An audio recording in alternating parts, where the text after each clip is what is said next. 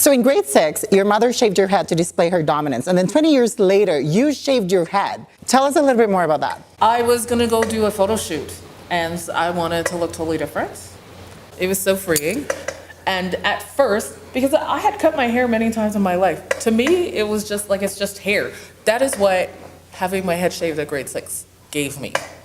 And when I did it in 2013, it gave me a renewed sense of let go. You shaved your head and stuck to it for 2 years. How was that journey for you? It was a great journey. It was up and down. I went out as an adult and people were like, you look like a man. And I had to own that. And on the other hand, I would go out and be like, I don't care what you think of me, whether this is good or bad or any judgment from you, because I know what I am and what I was doing, right. How I felt about it. Like when my mom did it, I was mortified. First of all, you didn't see black people on TV. For sure you weren't seeing them in Calgary. Anyone that you did see was, the connotation was negative. And here I was trying to figure out who I was in a place where I didn't really see other people like me. And then when I did, they all had hair. They all had hair. And hair was normal. So not having hair. So I'm half black and I can say this. We love our hair. No. We love our hair. Don't even, yes. Change it 3 times in a day. Yeah. I can. Yeah. And then, okay. So I was mortified. It was really difficult for me, and I did everything that I could to put hair on. So it actually went to in high school. Yeah. Yeah. So junior high, where I went to French immersion. This is definitely not aging us at all. Aging is a privilege. And fat is a son. Those are just 2 adjectives, and the list is very long. My mom has been very hard on me. So there was she wanted her daughter to be the best.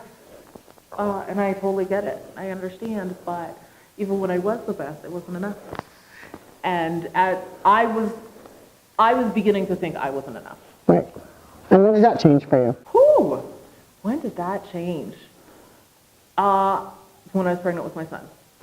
When I was pregnant with my son, I was like, somebody's gonna love me just for me. I went to Nigeria in 2012, and I called my parents and I said, OMG, thank you for taking on the immigrant experience. Like, you left your friends, your family, and everything that was familiar to have a new life. And in those times, you didn't go back and forth. Like, you were here and that was it. You couldn't even afford to do it. And even if you could, your job was like, stay. So, I didn't get a lot of Nigeria, but I went, and I was just like, you are so strong. This is so amazing. And when I hear people, speak of immigrants sometimes, born here, raised here, have this Western privilege, I get really irritated because I'm like, if you ever had to be in that situation, you wouldn't make it. You can't make it to 7-Eleven without your phone. So can you imagine? And not because there aren't skills in having a phone and be able to do things with technology, but that does not mean that having another skill is not just as worthwhile. My father actually said to me, because I was in Nigeria for 4 months, he said to me, what are you talking about, Adora? You went to Nigeria by yourself.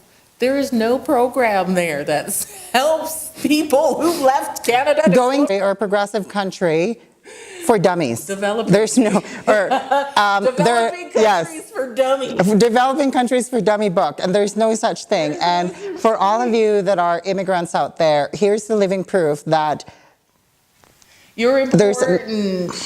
Your experiences are valid, and everybody should go be an immigrant somewhere. It opens your eyes to so much. Right? This is on the receiving end. So when you're talking to an immigrant, you were saying that, just think about how they have to translate almost everything. Everything. Like, their experience, your thought process, their thought process. Language. Come on. Your surroundings. Listen, for the first 2 weeks in Nigeria, I was on sensory overload, which is going to be a comedy bit for me because I feel like I'm sensory overload. Anyways. For good reason.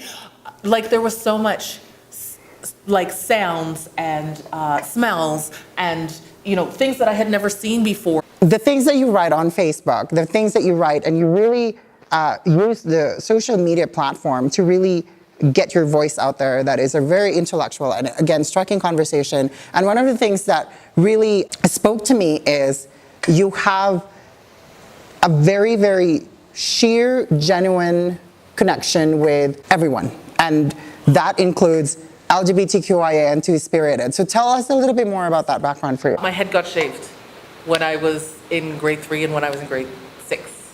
And by the time I was in grade 6, I got my head shaved. I was taller than all my teachers. So a lot of people saw me as masculine.